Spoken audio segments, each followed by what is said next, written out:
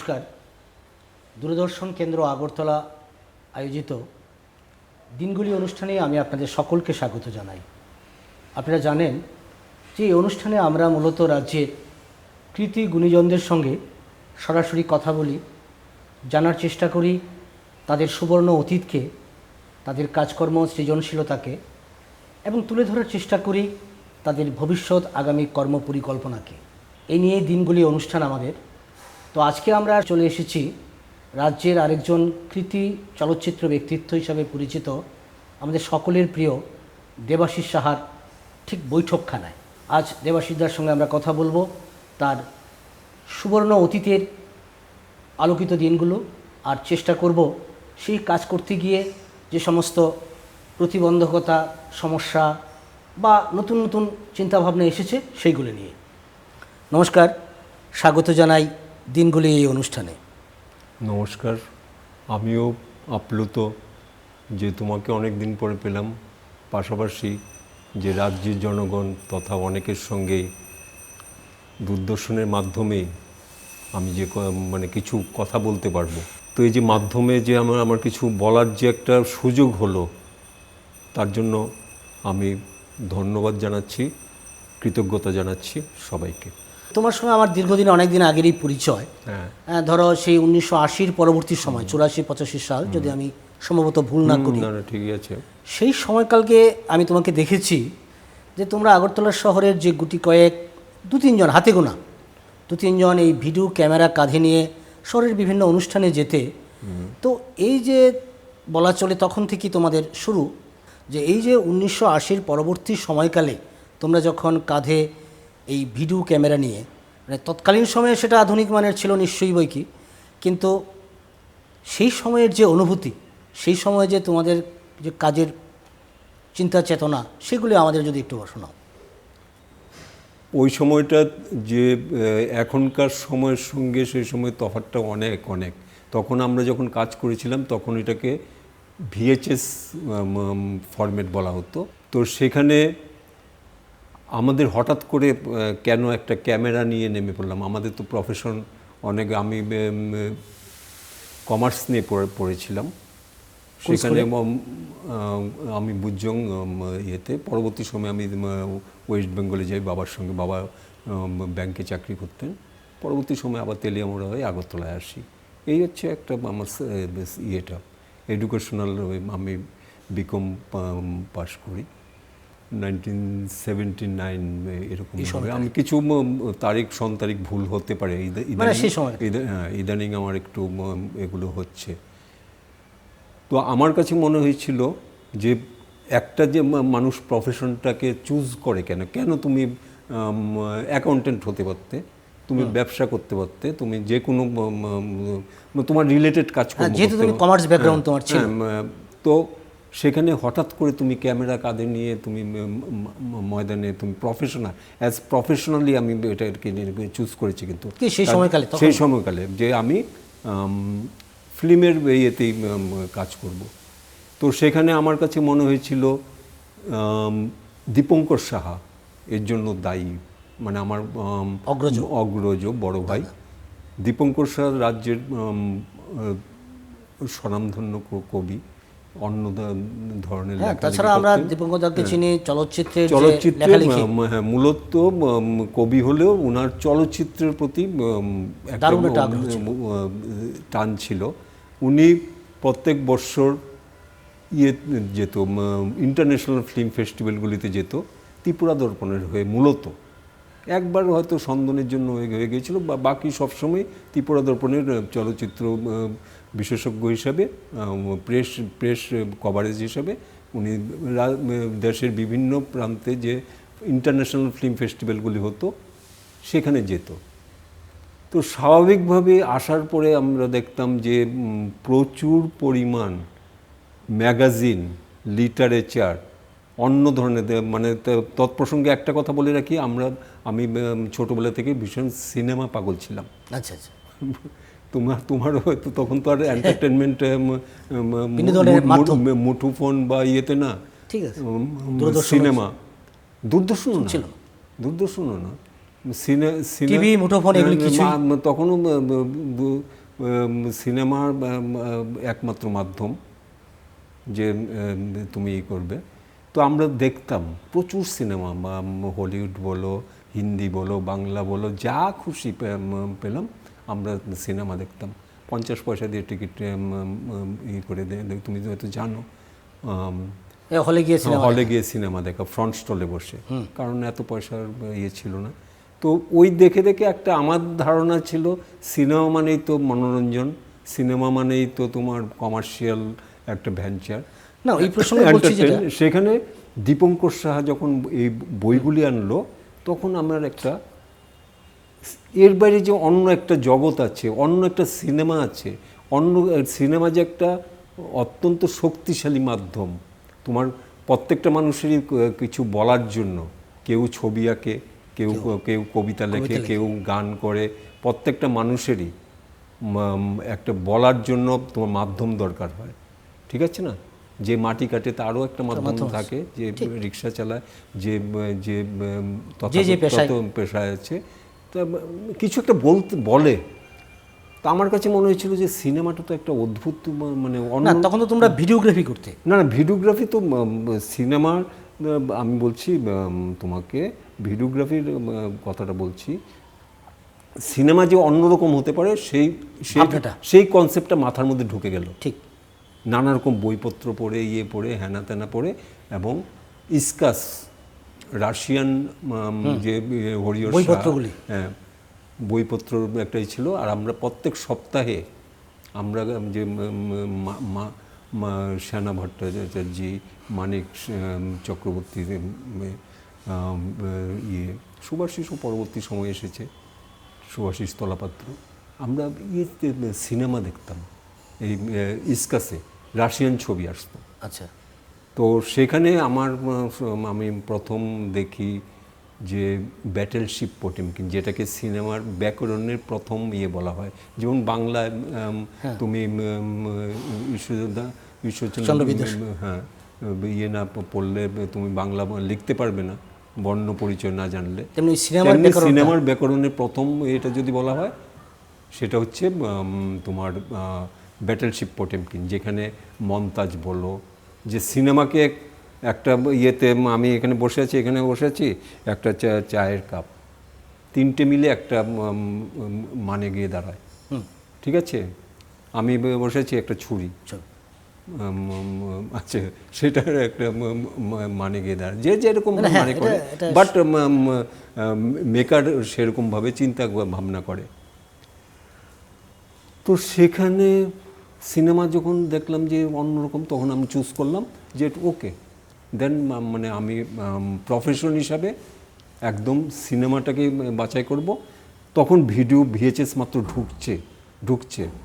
এর আগে alternate film হিসাবে সেলুলয়েডে 8mm কেউ করছে, তরুণ যুবকরা, নিউ রিয়েলিজম, ঠিক আছে, ফরাসিতে বা ইটালিতে অন্যরকম ধারার ছবি নির্মাণ হচ্ছে। এটা ব্যতিক্রমী একটা আন্দোলন মানে বলা যায়, মুভ। তো সেখানে 8mm 35mm তখন ছিল, হাইয়েস্ট ফরম্যাট ছিল। 8mm কিছু ছবি তোমার করা হতো, ঠিক আছে, তৈরি করা হতো, এবং কাঁধে প্রজেক্টর নিয়ে বিভিন্ন জায়গায় গ্রামে গঞ্জে নিয়ে ছবি দেখানো হতো। ওই মুভমেন্টটা আমার কাছে অসাধারণ। ভিডিওগ্রাফিতে যাওয়ার ইয়েটা ছিল যে তাহলে আমি যদি করতে পারি, তাহলে ভিডিওগ্রাফিতে আমি ফ্রেমিং দেখতে পারবো, কম্পোজিশন দেখতে পারবো, হাতে কলমে শিখতে পারবো,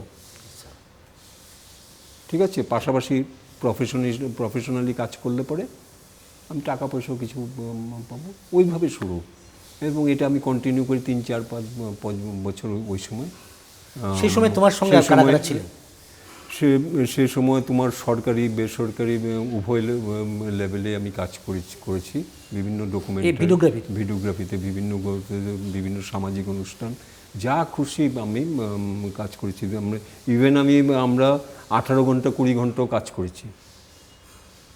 এই সরকারি দপ্তরের সঙ্গে কাজকর্ম করা বা আদার্স সরকারি তোমাদের তথ্য সংস্কৃতি দপ্তরে আমরা প্রচুর কাজ করেছি, বিভিন্ন দপ্তরে মানে সে সময় তোমার উল্লেখযোগ্য কাজের মধ্যে কি ছিল? পরে আমরা আসছি। ডকুমেন্টারি কাজ করেছি, উত্তরণের পথে বলে কাজ, যতটুকু মনে আছে অনেক কাজ, মানে মূলত নিউজ রিল ছিল, কিছু ডকুমেন্টারি কাজও ছিল। যাই হোক, এরপরে আমরা মোটামুটি বললাম তো 4-5 বছর পরে একটা যখন ফান্ডিং আমাদের ইয়ে হয়, সেই ফান্ডিংটা আমি ব্যবসার কাজে না লাগিয়ে আমি প্ল্যান করলাম আমরা একটা সিনেমাই বানাই। না, তার আগে আমি বলছি, তখন তো একটা সময় ছিল যে আগরতলায় পরিকাঠামোগত অনেক অভাব ছিল, বিশেষ করে চলচ্চিত্র নির্মাণ করা বা সিনেমা করা বা আদার্স পরিকাঠামোগত সব দিক দিয়ে অসুবিধা ছিল, আমাদের নির্ভর করতে হতো বহিরাজ্যের উপরে।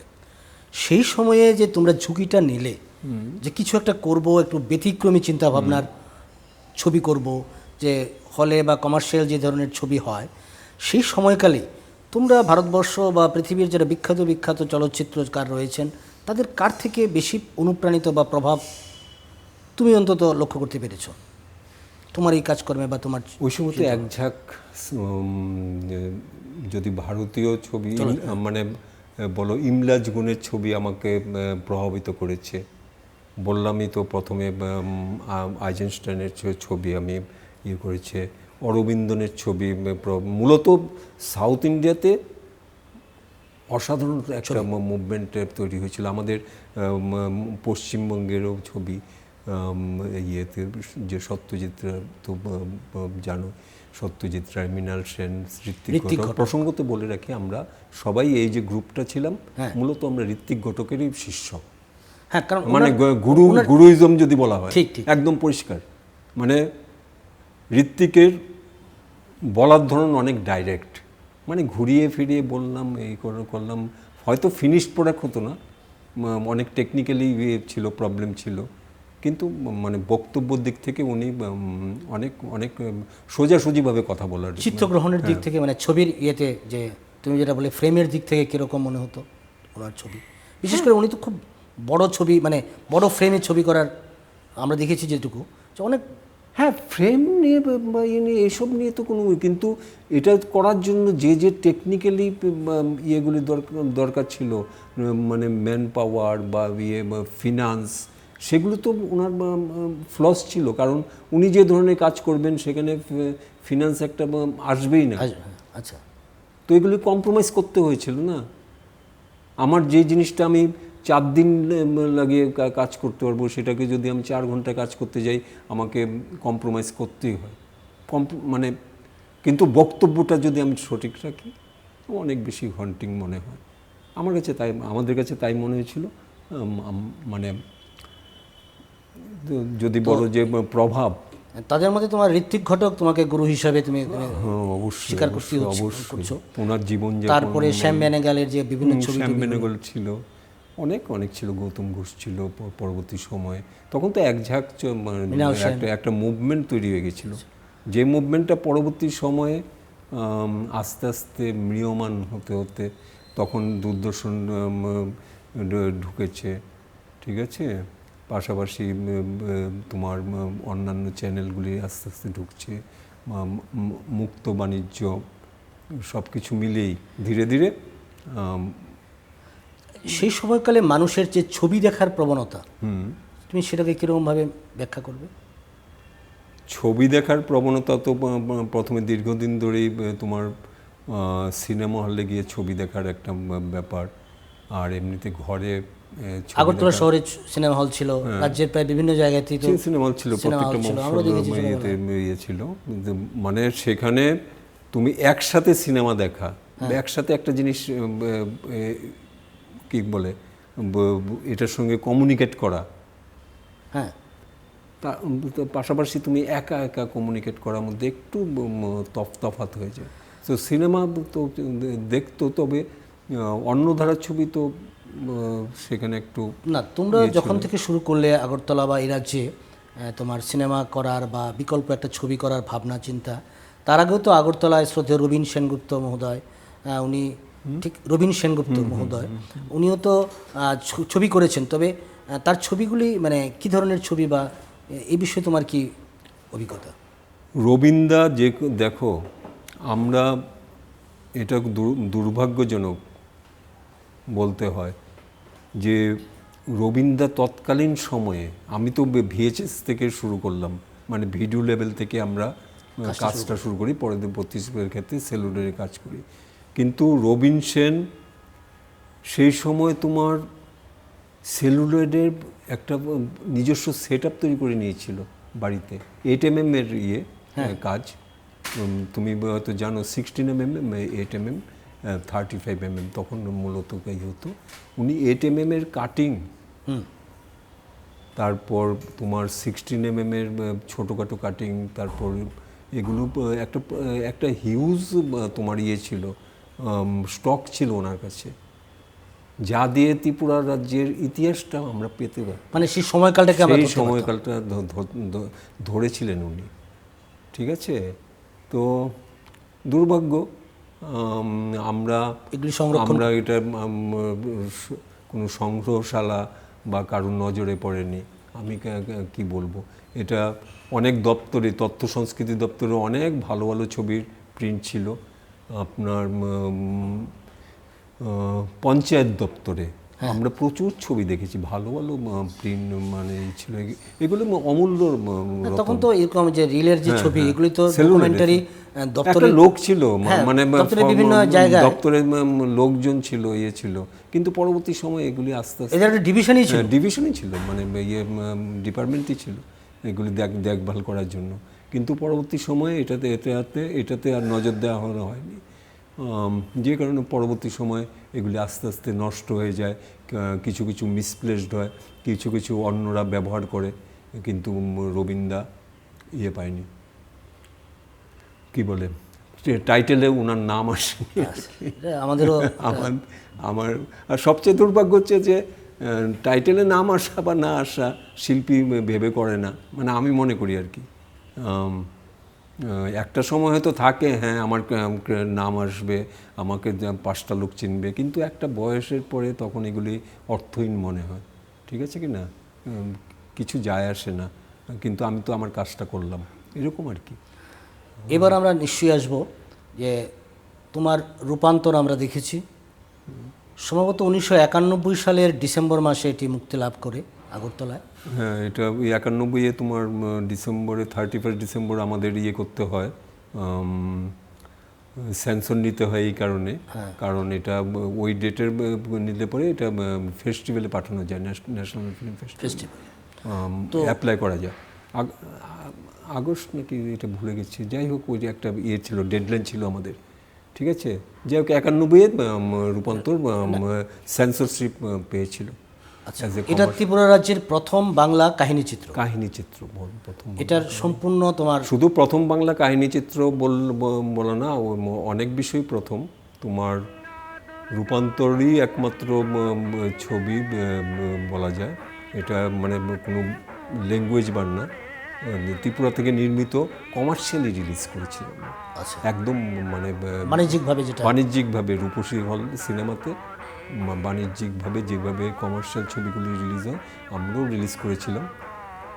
আমাদের একটা প্রিন্টই ছিল, তখন তো আর মানে ছিল না, ভিডিওতে ছবি দেখানো হতো না, তখন রোল ঘুরিয়ে দেখানো হতো। 35mm এর ছবি 16-এ আমরা কাজ করেছিলাম, এটাকে ব্লো আপ করে 35-এ নিয়ে গিয়েছিলাম কলকাতাতে।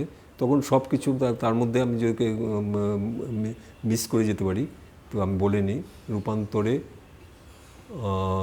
যারা কাজ করেছিল টেকনিক্যালি, যারা লাইট বলো, ক্যামেরা বলো, এভরিথিং কিন্তু বাইরে থেকে আসতে হতো, মানে এটা না বললে আমরা সেই প্রসঙ্গে আসবো, আর একটু ডিটেলস জানবো। রূপান্তর যেহেতু রাজ্যের প্রথম বাংলা কাহিনী চিত্র বা বাণিজ্যিকভাবে একটা ছবি তৈরি হয়েছে, তো তার কিছু স্মৃতি আমরা দেখতে চাই। তার কিছু স্মৃতি, যেরকম তোমার তখন তো তোমরা এরকম সেলুলয়েডে বের করতে, বা তোমাদের সেই পোস্টার, কারণ সিনেমার পোস্টার কিন্তু একটা অন্যতম শিল্প, অন্যতম একটা আর্ট। আমরা সত্যজিৎ রায়ের বিভিন্ন পোস্টারগুলি দেখেছি, সেগুলি তো একটা পোস্টার ছিল। এবং এই রাজ্যে আগরতলা শহরে আমরা দেখেছি রূপান্তরের প্রচুর পোস্টার, আগরতলা শহরকে শুধু নয় সারা রাজ্যও ছেয়ে গেছে। এবং সম্ভবত আমি নন্দনের ছবিটাও দেখেছি এই রূপান্তর। তো যাই হোক, এই সম্পর্কে আমরা একটু দেখে নিই তোমার যে কিছু সেই সময়ের স্মৃতি, এবং সেই সঙ্গে আমরা দর্শককেও দেখাতে চাই। ঠিক আছে, চলো দেখি। এই যে দেখো, এটা ভিএইচএস ক্যামেরা। আমার জীবনের প্রথম কাজটা এখান থেকেই শুরু করি। রূপান্তরও কিন্তু শুটিং করেছি। ভিএইচএস ক্যামেরা একটা ইয়ে ছিল যেখানে ইয়ে করেছিলাম আর কি। রাখি এটা এখানে, ধরবে? হুম। এই হচ্ছে রূপান্তরের ফাইনাল প্রিন্ট, যেটা একটা মাত্র প্রিন্ট আমি করতে পেরেছিলাম। এটা রেখেছি আমার কাছে। পরবর্তী সময়ে রূপান্তরকে আমরা ডিজিটালি কনভার্ট করেছি। এছাড়াও এই যে রূপান্তরের বিভিন্ন পোস্টার, এই যে রূপান্তরকে আমরা একটা পোস্টারের ডিজাইন করে সবটাই আমরা করেছিলাম। রূপান্তরের ভিজিটিং কার্ড বলো, রূপান্তর আমন্ত্রণপত্র বলো, এই ডিজাইনটাকেই আমরা তখন তো আর ফ্ল্যাক্স ছিল না, হাতে করতে হতো। হ্যাঁ, ওই লোকটার নাম যে ভোলা ময়রা, ফণিদা আর কি, বিরাট বড় তখন পোস্ট অফিস চুমনিতে কাপড়ের উপরে আঁকা। এইসব আর্টিস্ট এখন আর নেই না, কেমন একটা লাগে মানে বুকটা ইয়ে। তো এই হচ্ছে রূপান্তরের ডিজাইন। আর এই যে রূপান্তরের যেটা আমরা তখনকার তো মানে মাইকিং করে লিফলেট ছুঁড়ে দেওয়া হতো, সবাই আমরা লিফলেটের পেছনে চলতাম। এই রূপান্তরের ডিজাইন, এই গোর্কি সদনে রূপান্তর যেটা ইয়ে হয়েছিল, স্ক্রিনিং হয়েছিল গোর্কি সদনে আমরা 2-3বার স্ক্রিনিং করেছিলাম ওরা। এই যে first film of the director, এই ইয়েতে। এই হচ্ছে তোমার রূপান্তরের যে সেন্সরশিপ সার্টিফিকেট, প্রথম বাংলা ছবি। রূপান্তরের বিভিন্ন রিভিউ, নানা রকম পত্রিকা, দেশ থেকে আরম্ভ করে ফিনান্সিয়াল এক্সপ্রেস, অনেক টেলিগ্রাফ, স্টেটসম্যান, ওরা যেটা ইয়ে করেছিল, বাইরে থেকেও ইয়ে করেছিল। এইগুলো আর কি। রূপান্তরের স্টিল কিছু আছে। এই প্রথম আমাকে ইয়ে করেছিল কালচারাল ক্যাম্পেইন। আমাকে যদি বলো যে কে আপনাকে যেটা পুরস্কার ব্যাপারগুলো বলো, সম্মাননা, এটা কালচারাল ক্যাম্পেইন আমাকে প্রথম ইয়েছে। আমি যেতে পারিনি, বিশ্বজিৎ গিয়েছিল, বিশ্ব গ্রহণ করে। তখন আমি আমার ফেস্টিভ্যাল নিয়ে ইয়েতে ছিলাম, ব্যাঙ্গালোর ছিলাম। এই মোটামুটি আর কি, যারা বিভিন্ন সময়ে বিভিন্নভাবে আমাকে মনে রেখেছে। আসলে পুরস্কারটা তো বড় ব্যাপার না, মানুষের জন্য কিছু বলতে পারলাম কি না, সেটাই হচ্ছে বড় ব্যাপার। চলো। বাহ, বেশ পুরনো জিনিস, আজ থেকে প্রায় 34-35 বছর আগেকার ছবি, আগেকার বিভিন্ন তথ্য, আগেকার বিভিন্ন পোস্টার। হ্যাঁ, তুমি যে ক্যামেরাটা দেখলে সেটা 34-35 না, 40-এর উপর এই ক্যামেরাটার বয়স না, কিন্তু এই তোমার এই যে রূপান্তরের যে সেগুলো আসলে ইনভাইটেশন কার্ড মেনটেন করা খুবই কঠিন ব্যাপার। আমি তো রবিদাকে দেখেছিলাম কিভাবে তোমার জিনিসপত্র গুছিয়ে রাখতো বা ই করতো, ওইখান থেকে শিক্ষা বলা যেতে পারে। তো আমিও এখন যেহেতু ঠিক আছে, যতদিন পারি থাকবে, এরপরে ধীরে ধীরে নষ্ট হয়ে যাবে। রূপান্তর যে তোমরা করলে, সেই সময় একটা ঝুঁকি ছিল, ফিনান্সিয়াল একটা ঝুঁকি ছিল, পরিকাঠামোগত একটা অভাব ছিল। সেই পরিস্থিতিতে তোমরা কিভাবে কি করেছো একটু বিস্তারিত যদি আমাদের জানাও। ঝুঁকি তো থাকবেই, যে ঝুঁকি ছাড়া তো তুমি কোনো কাজ হতে পারে না। প্রত্যেকটা কাজে ঝুঁকি থাকে, মানে এখনকার ইয়েতেও ঝুঁকি থাকে। তো সেই সময় মানে ঝুঁকিটা একটু অন্যরকম। এখন বিষয়টা হচ্ছে কি, এখন তুমি আগরতলা শহরে অনেকগুলো স্টুডিও পাবে, সাউন্ড স্টুডিও, লাইট পাবে, অনেক ক্যামেরা পাবে, ঠিক আছে, যে ধরনের ফরম্যাটে কাজ হয়। সেলুলয়েডের বিষয়টা এরকম না তো। সেলুলয়েডের বিষয়টা তুমি জানো না কি তুলছো, সমস্তটাই মানে তোমার একদম ঠিকঠাকভাবে। এখন যেমন একটা শট ভালো লাগছে না, আমি 12টা শট নিয়ে নিলাম, সঙ্গে সঙ্গে দেখে ওকে হচ্ছে না, অনেক সহজ মানে সিম্পল। হ্যাঁ, এখন আরও সিম্পল আসছে, এআইতে করে নিতে পারছে, ঠিক আছে, আরও সিম্পল হচ্ছে। Cinema is a magic. এর শুটিং কোন জায়গায় হয়েছিল মূলত? তোমার এই প্রসঙ্গে আমি বলি, তোমার তখন ক্যামেরা সব কিছু আমরা কলকাতায় NFDC থেকে আনতে হয়েছিল। আচ্ছা। বিজয়ানন্দ সাবেরওয়াল গৌতম ঘোষের অ্যাসিস্ট্যান্ট ক্যামেরাম্যান ছিলেন। উনি এমনিতে স্বাধীনভাবে অনেক কাজ করেছেন। তার মধ্যে ত্রিপুরাতে বিজয়ানন্দ সাবেরওয়ালের নামটা যদি আমরা না বলি, এটা খুবই হবে, দুর্ভাগ্যজনক বলে। কারণ অ্যাজ এ প্রফেশনালি আমরা দেখেছি অনেক ক্যামেরাম্যানের কেয়ারটেকার এসেছে, লাইটম্যান এসেছে, তারা প্রফেশনালি কাজ করে গেছে, পয়সা দাও কাজ করো, ঠিক আছে। কিন্তু বিজয়দা পয়সার বাইরেও একটা সম্পর্ক তৈরি হয়ে গেছিলো আমাদের সাথে কেন, অনেকের সাথেই। পরবর্তী সময়েও ত্রিপুরা রাজ্যে আমার তো মনে হয় যে 70-80% কাজ উনি করেছেন, অনেককে সাহায্য করেছেন, অনেককে হাতে ধরিয়ে, যেটা সবচেয়ে প্রফেশনাল কেউ তোমাকে হাত ধরে শেখাবে না, তোমার নিজের থেকে শিখতে হবে, বিশেষ করে সেলুলয়েডে। কারণ ওইখানে টেকনিকটা এতই কনফিডেন্সিয়াল, অ্যাপারচার কত দিল, কত হলো, কেউ তোমাকে মানে ইচ্ছে করে ঘুরিয়ে রেখে দেবে যাতে তুমি না দেখতে পারো, শটটা নিয়ে ঘুরিয়ে রেখে দেবে। খুব বাস্তব। শুটিংটা কি আগরতলায় হয়েছিল, মানে ত্রিপুরা রাজ্যে? তো সেখানে হ্যাঁ, শুটিংটা আমাদের আগরতলা আশেপাশে হয়েছিল। আমরা খুব কম টাইমের মধ্যে শ্যুট করতে হয়েছে, তিনটে ল্যাপে আমরা কাজ করেছিলাম। প্রথম সবচেয়ে বেশি ল্যাপে যে কাজ করেছিলাম এটা 17-18 দিন সম্ভবত, এরকমই। তারপরে মোটামুটি একটা পিরিয়ডের পরে আবার 7 days, এরকমভাবে মোটামুটি আমরা 30 দিনের মধ্যে কাজটা নামিয়েছি। যারা ছবি দেখেননি সে সময়, ছবির মূল বিষয়বস্তু, তুমি চিত্রনাট্য তুমি করেছো বা তোমার কাহিনীও তোমার, মূল বিষয়বস্তুটা কি ধরার চেষ্টা করেছিলে? বিষয়বস্তু তো আমরা কেউ সব সময়ের সাথে সাথে সবই পাল্টায়, কিন্তু আমরা হেবিচুয়েট হতে পারি না, আমরা ওর সাথে একাত্ম হতে পারি না, যে কারণে অনেক শিল্পী পিছিয়ে যায়।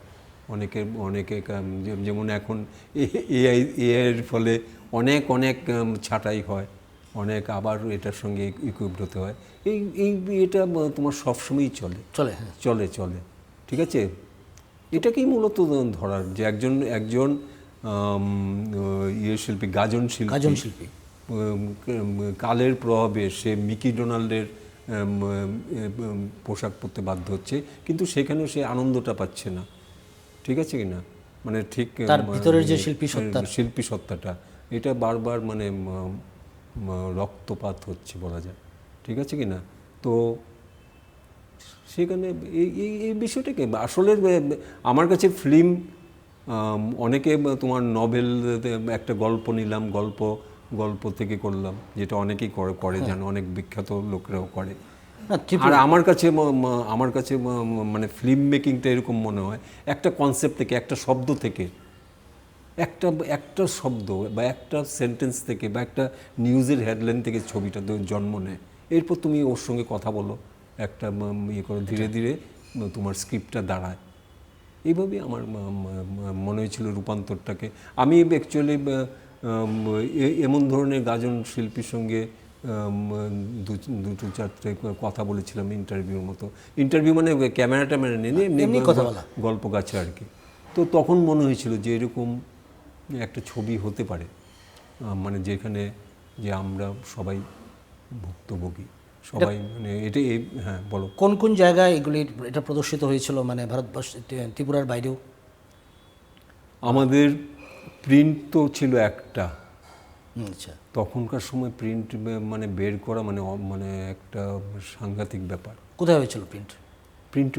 রূপায়ণে, ওয়েস্ট বেঙ্গল ফিল্ম ডেভেলপমেন্ট কর্পোরেশনের স্টুডিওতে। তো প্রিন্ট বের করা মানে তখনকার সময় সম্ভবত 35-40 বা এরকম লাগতো, কিন্তু ওই টাকাটা জোগাড় করা আমাদের পক্ষে, মানে আরেকটা প্রিন্ট যে করা, মানে একটাই প্রিন্ট ছিল আমাদের তখন। আমরা রূপসীতে প্রথমেই করি, দেন আমরা এটা উঠিয়ে আমাদের, তুমি দেখলে অবাক হবে, এখন তোমার সিনেমা হলে 50 অডিয়েন্স থাকলে মানে এটা সাংঘাতিক ধরনের ব্যাপার, ঠিক আছে। আর তখন রূপসী 700 ক্যাপাসিটি হল, 3টে করে শো হচ্ছে, প্রত্যেক দিন হাউসফুল ছিল এভরিডে। তাহলে ধরো তুমি 700 ইন্টু 2100 লোক, 2100 ইন্টু 700 কত হচ্ছে, 14-15-20 হাজার লোক এক সপ্তাহে দেখে নিচ্ছে, যেটা তুমি এখনকার ভাবাও যায় না। তো অডিয়েন্সের দিক থেকে ঠিক ছিল, কিন্তু আমাদের দুর্ভাগ্য, আর একটা ছবির টেম্পো থাকে, হ্যাঁ, যে তুমি একটা ছবি আসছে এবার এটা চলতে থাকলো, কিন্তু আমাদের যেহেতু একটা প্রিন্ট, আমাদের ফেস্টিভ্যালে নিয়ে যেতে হবে ছবিটাকে। কোন ফেস্টিভ্যালে গেছে? আমরা ব্যাঙ্গালোর ইন্টারন্যাশনাল ফিল্ম ফেস্টিভ্যালে নিয়ে গিয়েছিলাম ছবিটাকে, ওখানে একটা স্ক্রিনিং ছিল, সেই স্ক্রিনিংয়ে আমরা নিয়ে গিয়েছিলাম। এরপরে নানা রকম ফেস্টিভ্যালে আমরা করেছি। নন্দনে এটা একটা ইনোগ্রাল ফিল্ম ছিল ফেডারেশনের, অল ইন্ডিয়া ফেডারেশনের যে ছিল, অনেক বড় বিজ্ঞাপন ওরা দিয়েছিল আনন্দবাজার পত্রিকাতে, মানে একদম মেন পেজে তোমার ওইটাতে ইনোগ্রাল ছবি ছিল। এছাড়াও অনেক ছবি অনেক জায়গাতে হয়েছে।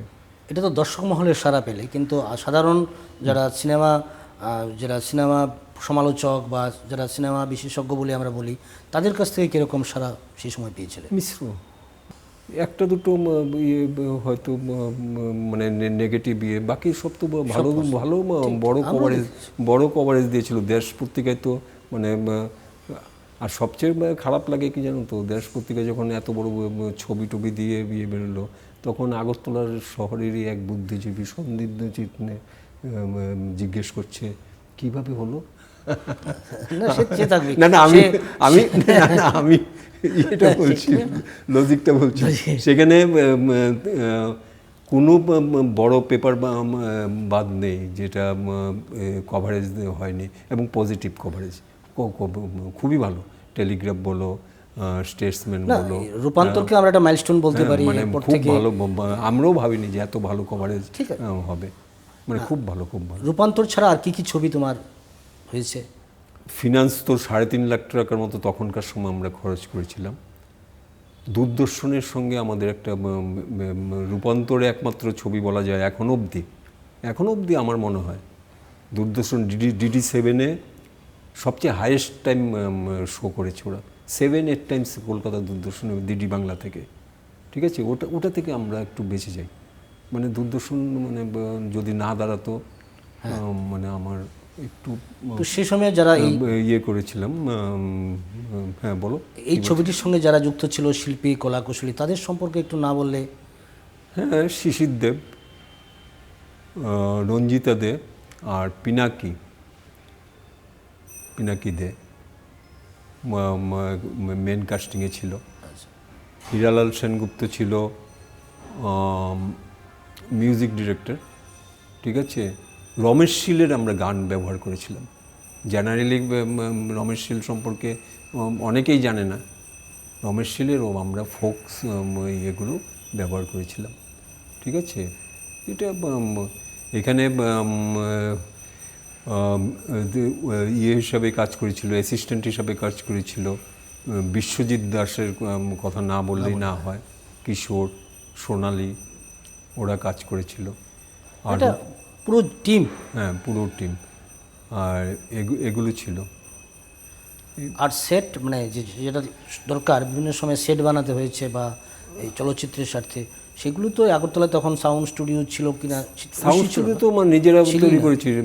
কী করবো, তোমার তো বাইরে যাওয়া সম্ভব না।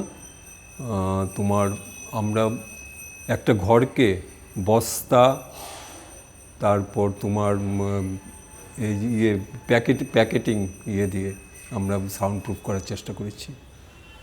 এবং তুমি জানো হয়তো, বা না জানলেও জানতে, মানে টেকনিক্যালি বিষয়, সিনেমা চলে, সেলুলার চলে কিন্তু 24 ফ্রেমে, আর এই ভিডিওটা চলে 25 ফ্রেমে পার সেকেন্ড। তো সেখানে করতে হয়েছিল, মানে ম্যানেজ করে আমরা ভিডিওতে নিয়েছিলাম, সাউন্ডটা টেক করেছিলাম। এক ফ্রেম আমরা হাতে কেটেছি, মানে খুব কঠিন কাজ। এটা যারা এডিট করে তারা জানে, বুঝতে পারে। সেগুলি তো খুব সেই সময়কালে, হ্যাঁ, মানে কম্পিউটার করে দেয়নি, হাতে একদম ম্যানুয়ালি প্রত্যেকটা সেকেন্ডে তোমার এক ফ্রেম করে হয়ে যাচ্ছে, আলাদা আলাদা হয়ে যাচ্ছে। এটাকে ম্যানেজ করা খুবই কঠিন কাজ। তো সবাই মানে ইভেন কলকাতার টেকনিশিয়ানরা পর্যন্ত একটু ঘাবড়ে গিয়েছিল, কিন্তু বাট আমরা করেছি। এই পর্যন্ত তোমার ছবির সংখ্যা কটা? সেলুলয়েডে আমি 3টে ছবি করেছি। কি কি? মানে ফিচার ফিল্ম। Feature film. একটা বুনো সিকুয়েলি বলা যায় রূপান্তরে, আর একটা অফ ট্র্যাক ছবি। এটাকে আমি মানে অন দ্য ট্র্যাক মানে সিকুয়েল হিসেবে 2টো ছবি আছে। 3টে ছবি আমার ইচ্ছে আছে, একটা ছবি আমি করব রূপান্তরের সিকুয়েল হিসেবে। ওইটাই আমার শেষ ছবি হবে। ওইটা আমি খুব সম্ভবত আমি এআইতে করব, মানে আমার ইচ্ছে আর কি। এছাড়া তথ্যচিত্র আছে আমার অনেক অনেক তথ্যচিত্র। সেলুলয়েডেও আছে, মুইয়া বলে একটা ছবি করেছিলাম সেলুলয়েডে। তারপর ডান্স নিয়ে সেলুলয়েডে কাজ করেছি, 16mm সব, ঠিক আছে, 35 ব্লো আপ করা। আর ভিডিওতে আমি অসংখ্য ছবি করেছি, অসংখ্য অনেক ইম্পর্টেন্ট কাজ। তো মোর দেন 200। তো যাক, এখন সবশেষ যেটা জানতে চাই যে এই সময়কালে তুমি আগামী প্রজন্মের যারা এই সিনেমা নিয়ে বা চলচ্চিত্র নিয়ে, ভিডিও নিয়ে, ছবি টবি নিয়ে কাজ করবে, তাদের উদ্দেশ্যে তোমার কি বার্তা থাকবে? আজকাল তো ছবি করা অনেক, আমি তো বললামই, অনেক সহজ হয়ে গেছে। মানে আমরা তো ছবিটাকে যেটা গুরুবাক্য ছিল ঋত্বিক ঘটকের, যে আজকে যদি আমি সিনেমার প্রেমে পড়িনি, মানে সেলুলয়েডের প্রেমে পড়িনি, যদি আমি কালকে একটা অন্য মিডিয়া পেয়ে যাই, সেখানে সিনেমাকে লাথি মেরে আমি ওই মিডিয়াতে, আমার বক্তব্যটাই মেন কথা, লাথি মেরে চলে যাব। মৃণাল সেন বলেছিল, মৃণাল সেন জানো তো, মানে ওনার স্ক্রিপ্ট পরবর্তী সময় বেলকনি থেকে ফেলে দিয়েছিল রাস্তায়, বলেছিল সিনেমায় এখন একটা ম্যাজিক, মানে ক্রিয়েশনটা উনি পাচ্ছেন না খুঁজে। ঠিক আছে, আমার কাছে ঋত্বিক ঘটকের এটা খুব মনে হয়েছে যে সিনেমা ঠিক আছে, এখন এআই যদি আসে, আমিও যখন ভিডিওতে যখন কাজ করছিলাম, অনেক নাকুচু সেলুলয়েডে কাজ করিয়ে লোকেরা, বন্ধুবান্ধবরা বা কলকাতার লোকেরা বলেছিল, দেবাশিস ভিডিওতে কাজ করছো কেন? আমি বলছি ভিডিওই আসলে পরবর্তী প্রজন্মের কাজ, আমি এটা শিখতে হবে। আমি শিখেছিলাম, আমি এডিট থেকে আরম্ভ করে সব কিছু সেট আপ আমার ছিল, আমি নিজেই কাজ করতাম।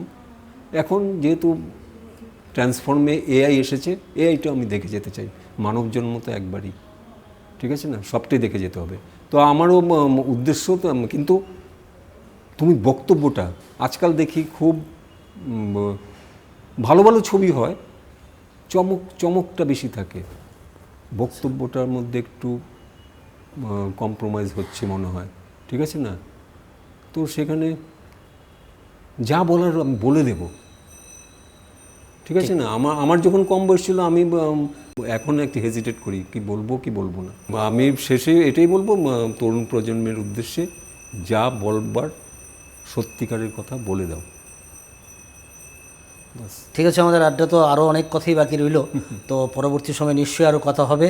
আমরা জানলাম ত্রিপুরা রাজ্যের চলচ্চিত্রের যে দীর্ঘদিনের সঙ্গে জড়িত দেবাশিস সাহার কাছ থেকে অনেক মূল্যবান কথা, অনেক তথ্য, প্রত্যাশা রইল আরও অনেক কিছু শোনার। সেই প্রত্যাশা নিয়ে আজ এই পর্যন্তই। নমস্কার, সবাই ভালো থাকবেন, ধন্যবাদ।